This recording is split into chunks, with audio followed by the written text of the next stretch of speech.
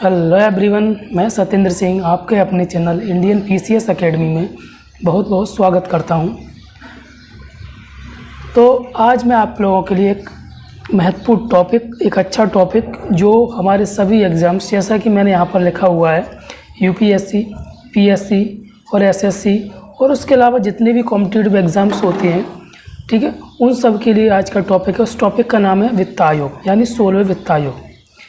16वें वित्त आयोग का गठन कब हुआ, किसने गठन किया, इसकी क्या क्या शक्तियाँ होती हैं, क्या क्या कार्य होते हैं, क्या क्या इसके क्राइटेरिया होते हैं, वो सब चीज़ हम यहाँ पर आज देखने वाले हैं। ओके,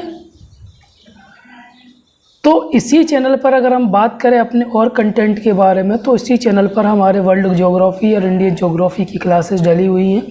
वर्ल्ड ज्योग्राफी अब ये पूरी तरह से ख़त्म नहीं हुआ, इसको मैं कंटिन्यू करके रखा हूँ, उसको मैं साथ साथ में पढ़ाता चलूँगा। और उसके साथ में मैंने स्पेशली यूपीएससी और स्टेट पीएससीएस यानी पीएससी के छात्र छात्राओं के लिए भी मैंने करंट अफेयर स्टार्ट कराया है। और जो करंट अफेयर है वो जो न्यूज़पेपर लोग प्रेफर करते हैं, जैसे द हिंदू हो गया, इंडियन एक्सप्रेस हो गया, ठीक है, और पीआईबी की जो वेबसाइट है, उसके अलावा जो भारत सरकार की वेबसाइट है, उन सभी का निचोड़ हम अपने करंट अफेयर में लेकर आते हैं। और जो मैं करंट अफेयर लेकर आया हूँ वो ज़ीरो टू हीरो, यानी ज़ीरो टू हीरो का मतलब है कि अगर हमें कोई चीज़ समझ में नहीं आती है, टर्मिनोलॉजी समझ में नहीं आती, इसका एग्जांपल मैंने करंट अफेयर के पहले वीडियो में आपको दिया था, तो उसको मैं समझाऊंगा, उसके बाद उससे संबंधित जो करंट अफेयर होगा वो कराऊंगा। तो ज़ीरो टू हीरो का मतलब है ज़ीरो से स्टार्ट करना और अच्छे से आपको समझाकर ख़त्म कराना, ठीक है। तो हमारा आज का टॉपिक है वित्त आयोग, उस पर लौटते हैं। ये आपको जो पिक्चर दिख रही है, ये 16वें वित्त आयोग के अध्यक्ष हैं अरविंद पनगड़िया। इनके बारे में भी हम इस आज के क्लास में समझेंगे, एक एक चीज़ समझते हुए चलेंगे। 16वां वित्त आयोग है वो हमारे, अगर यूपीएससी की बात करें तो यूपीएससी में प्री और मेंस दोनों के हिसाब से महत्वपूर्ण है, ठीक है। अगर वही मैं स्टेट पीसीएस की बात करूं,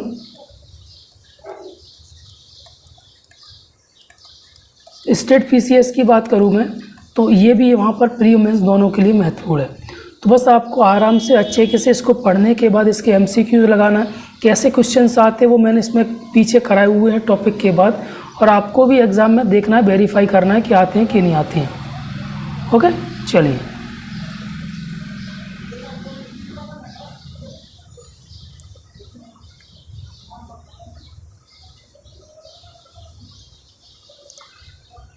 तो आज का हमारा टॉपिक क्या है, वित्त आयोग यानी 16वें वित्त आयोग।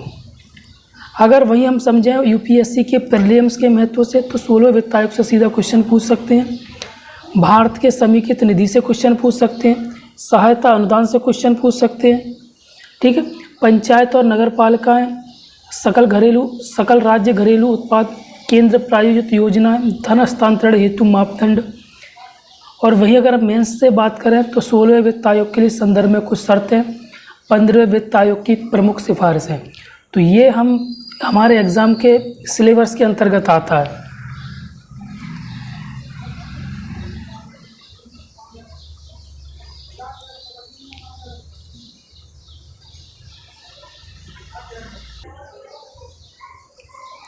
ठीक है, अब ये टॉपिक हम क्यों पढ़ रहे हैं, उसका कारण क्या है, वो हम यहाँ पर समझेंगे, यानी चर्चा में क्यों रहा ये टॉपिक।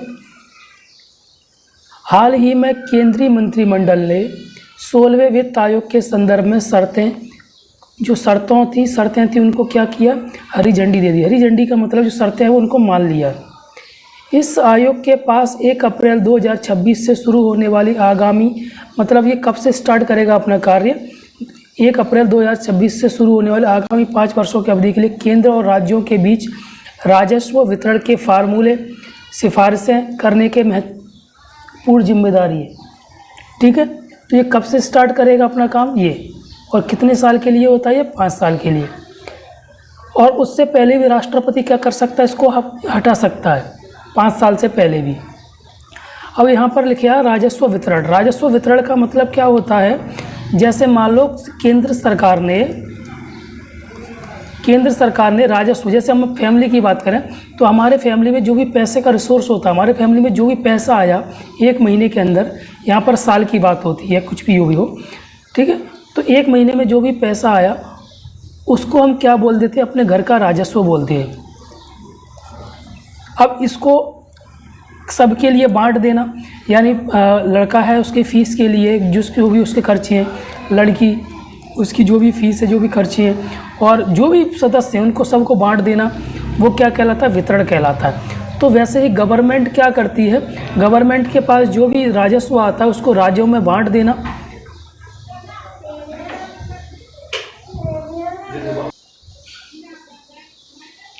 ठीक है, उसको राज्यों में बांटना, ठीक है। उसकी सिफारिश कौन करता है, वित्त आयोग करता है।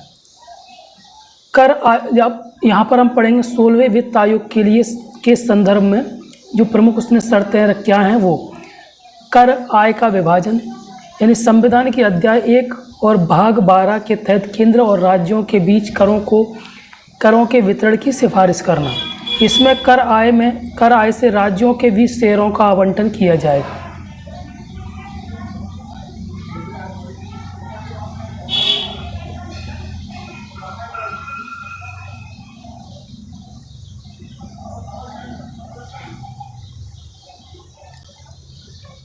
फिर क्या है आगे, एक मिनट,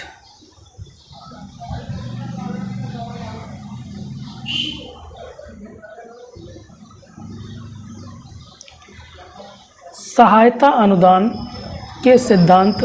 भारत की संचित निधि से राज्यों को सहायता अनुदान को नियंत्रित करने वाले सिद्धांतों की स्थापना करना। इसमें विशेष रूप से संविधान के अनुच्छेद 275 के तहत अनुच्छेद के खंड 1 के प्रावधानों में उल्लिखित उद्देश्यों से अलग उद्देश्यों के लिए राज्यों को सहायता अनुदान के रूप में प्रदान की जाने वाली राशि का निर्धारण शामिल है। स्थानीय निकायों के लिए राज्य निधि को बढ़ाना, राज्य की समेकित निधि को बढ़ाने के उपायों की पहचान करना।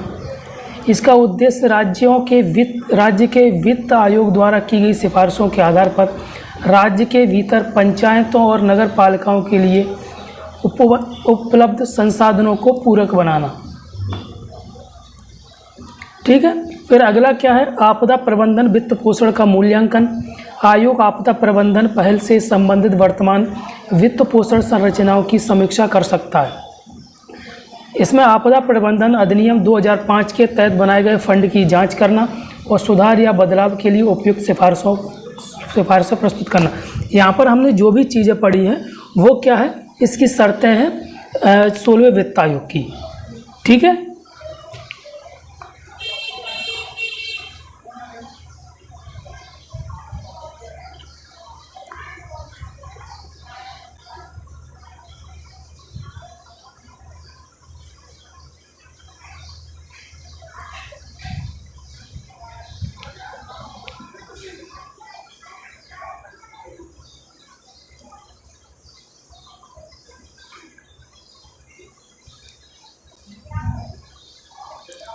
ये 2 बार हो चुका है, स्किप करो।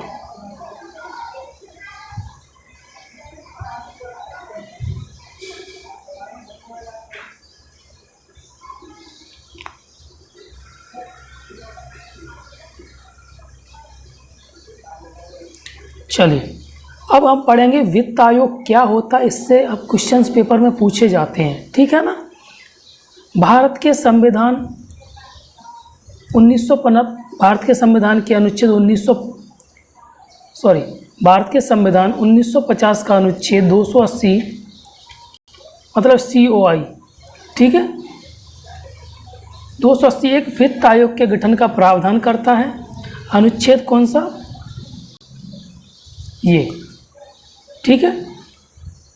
एक वित्त आयोग का गठन का क्या करता है, प्रावधान करता है, जो एक अर्ध न्यायिक, मतलब अर्ध न्यायिक का मतलब आप समझेंगे, न्यायिक का पूर्ण अगर न्यायिक है तो उसका मतलब क्या होता है कि जो भी फैसले होगा उसका न्याय कौन करेगा, यही संस्था करेगी, यानी यही करेगा। इसका अर्ध न्यायिक का मतलब होता है कुछ मामलों पर तो ये न्याय कर सकता है और कुछ पर नहीं कर सकता, यानी 50-50 मान लो, ठीक है। यानी आधे पर कर सकता है और आधे पर नहीं कर सकता है न्याय, यानी डिसीजन। अनुच्छेद 280(1) में कहा गया है कि राष्ट्रपति इस संविधान के प्रारंभ से 2 वर्ष के भीतर तत्पश्चात प्रत्येक 5 वर्ष में 5वें वर्ष की समाप्ति पर ऐसे पूर्व तय समय पर जिसे राष्ट्रपति आवश्यक समझता है आदेश द्वारा वित्त आयोग का गठन करेगा। पूरी बात का निष्कर्ष ये है कि हर 5 साल में राष्ट्रपति वित्त आयोग का क्या करेगा, गठन करेगा। ठीक है, और ये एक अध्यक्ष और 4 अन्य सदस्यों से मिलकर बना होता है। क्या इसके अगर हम संरचना की बात करें तो कितने सदस्यीय? 5 सदस्यीय। ठीक है, अब आप लोगों के मन में आ रहा हो यहाँ पर 4 सदस्य लिखा है, तो यहाँ पर 4 सदस्य का मतलब क्या होता है? 4 सदस्य होगा, एक अध्यक्ष होगा, तो टोटल कितना हो गया? 4 + 5 टोटल कितना हो गया? 4 + 1 कितना हो गया? 5 हो गया। क्लियर?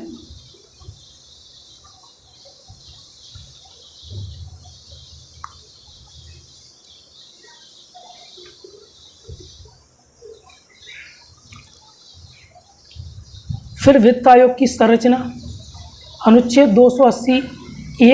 2 में कहा गया है कि संसद विधि द्वारा उन अर्हता का मतलब होता है योग्यता,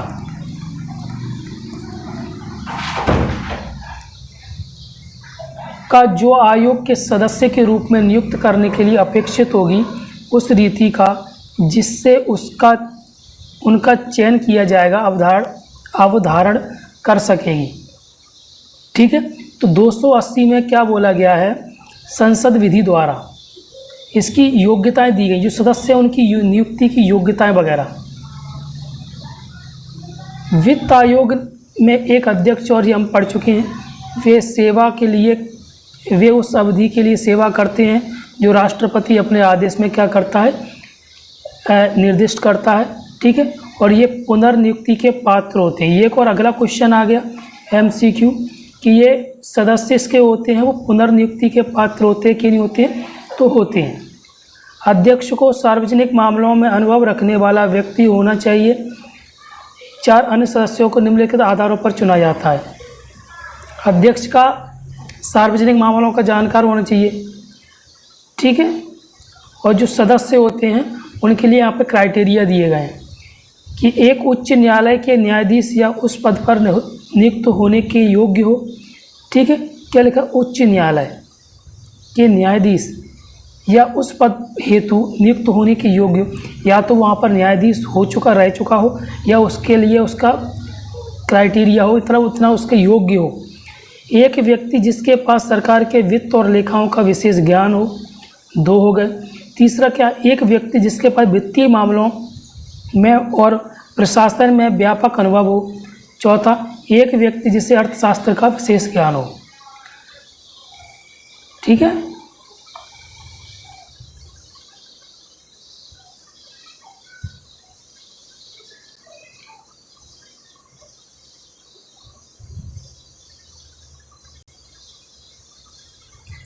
अब वित्त आयोग के कार्य क्या क्या हैं? अनुच्छेद 280(3) में क्या दिए गए हैं? वित्त आयोग के कार्य दिए गए हैं।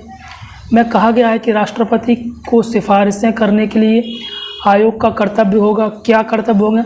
संघ और राज्यों के बीच करों के शुद्ध आगमों जो इस अध्याय के अधीन उनमें विभाजित किए जाने या किए जाए वितरण के बारे में, राज्यों के बीच ऐसे आगमों भाग के आवंटन के बारे में। अगला क्या? भारत की संचित नीति में राज्यों के राजस्व की सहायता अनुदान को शासित करने के वाले सिद्धांत के बारे में। राज्य की वित्त आयोग द्वारा की गई सिफारिशों के आधार पर राज्य में पंचायतों संसाधन की अनुपूर्ति के लिए राज्य की संचित निधि के संवर्धन के लिए आवश्यक ये कठिन वर्ड छोड़ देना ना। फिर अगला क्या है? राज्य के वित्त आयोग द्वारा की गई सिफारिशों के आधार पर नगर पालिकाओं को संसाधन धन आपूर्ति, ठीक है ना, संसाधन के लिए पैसा देना, सुदृढ़ वित्तमय हित, ये सब इसकी क्या है? शर्तें हैं, कार्य हैं इसके।